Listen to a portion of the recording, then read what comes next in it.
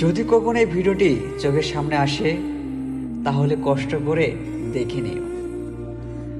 তোমাকে পাওয়ার জন্য আমি কতই না পাগলামি করেছিলাম, এমনকি আমাকে ছেড়ে যেও না বলে প্রতিদিন কান্না করতাম।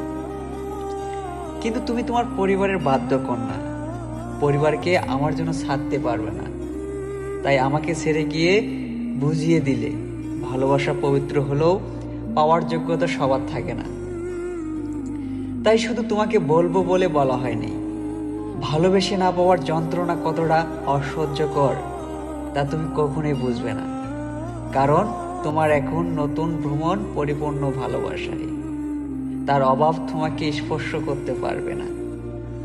এই ভিডিওটি যে বা যারা দেখছেন তাদেরকে বলছি, ভালোবাসলে মন থেকে বাসো, সে তুমি ছেলে হও বা মেয়ে।